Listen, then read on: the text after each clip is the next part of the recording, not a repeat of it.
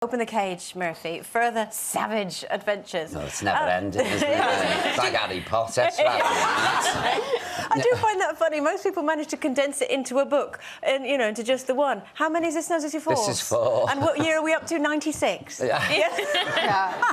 It's frightening, isn't it? Photographic memory for somebody who's done so many things. I beg your pardon. I have, though. I can remember conversations vividly from years ago. Yes. But if you said to me, what's your mobile number? I remember my mum's co-op divvy number, 28171, and stuff like that. So do you find it hard to condense it into a book? It's terrible. Yeah. I mean, I could write a chapter about getting in a lift.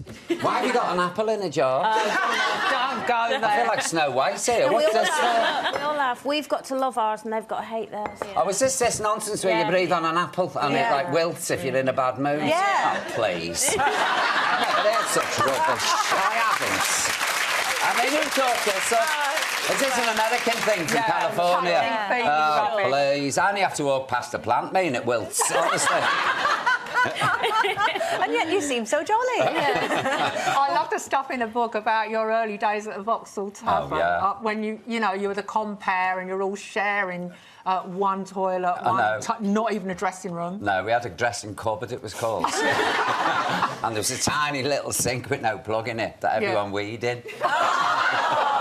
Well, it was called the Artist's Lab because there was no toilets. No. I mean, you wouldn't believe some of the places I used to get changed in. I remember one place I had to stand in my case because it was flooded. And then sometimes you'd be in the lab, you know what I mean? They'd all burst. Excuse me. And you'd be people say, why'd you give it up? I said, why'd you think? So eventually, when I got a dressing room that had a carpet and a tap, I couldn't believe it. Did you move in? Oh, well, I felt like moving in. I used to take photos of it, honestly. So don't you think you need that kind of background, really, to keep your feet on the ground? I think you do, yeah. And, in retrospect, it was a lot of fun. Yeah. When I was writing about it, I thought, I missed it. Yeah. I missed all You wouldn't really miss it, though. No one got back to it, standing in his suitcase. No, it's the touring. It was up and down the motorway, We'd be in Swansea on a Tuesday, say, and then, I don't know, Edinburgh on a Wednesday, and then back down again. You're up and down. You're always in motorway services eating a cold sausage roll, 2 in the morning. But did you find things changed, obviously, from going from, doing little clubs up and down the country and then exploding onto the telly scene? Well, did life change for you? Well, I didn't change. Other people changed towards me. That often happens. I think they realise. I think the funny thing in the book is the first time you're on telly and Jonathan Ross thinks you're a tranny. That's right, yeah. I mean, he's got completely the wrong end of the stick. Well, I sat there and I thought, as he's doing it, I thought, hang on, he thinks I dress like this all the time. If you think I'm getting up in the morning, putting thigh-length boots on, and lying on the couch waiting for the non-existent maid to bring me my breakfast. Yeah, but you had built such a brilliant backstory with Lily, and I remember years ago I was a young cub reporter, as it were, and I interviewed you as Lily, and even I went away not knowing, is he really Lily, or is it a dressy-up thing that you do? I took the dog out once, Buster.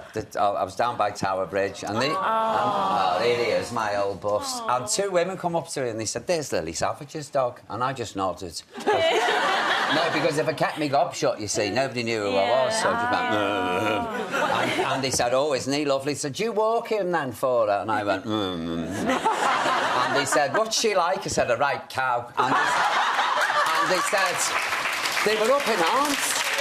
They said, we're going to write to her and tell her what you've said about her. She gives you the job walking her dog, and I stood there, and I remember going back to Murphy and saying, Murphy, I'm losing the plot. I'm going schizophrenic.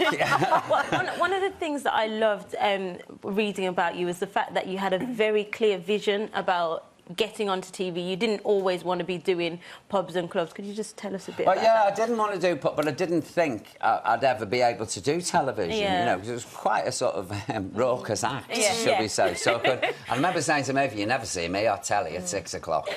Please. There was no one like... No, nobody, because sort of drag before then on the telly, you had Edna, who I love, absolute. Barry Humphries is a genius, I'm mad for him. But it's quite matronly. Hinge and Brackett were matrons. You never had an out-and-out slapper, really, which is what Lily was.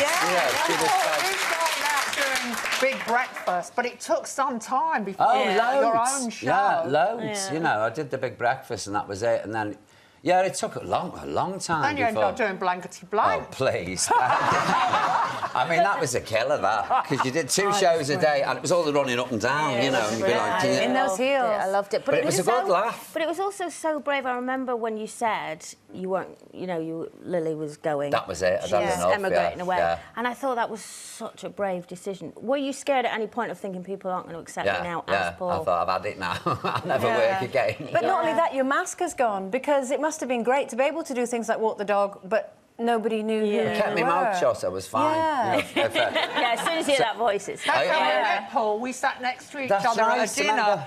Years and years ago, we sat next to each other, and I thought, oh, God, who's this Paul O'Grady I've got to sit next to? And he had the suit on. And you open your mouth, and I went, oh, it's you! Well, this is it. I go in shops and I go, pint some milk, please. Or I'd attempt Cockney, which was awful, you know. No, 2 pints of milk, please. I sound like Dick Van Dyke. And extra fish fingers. What's out, Gavin? Oh, family. See, I know that you're very good in your research, very meticulous. Yes. So I need to know, did you check out all those sexual positions before you wrote the book? Absolutely. Everyone. That's why I'm exhausted today.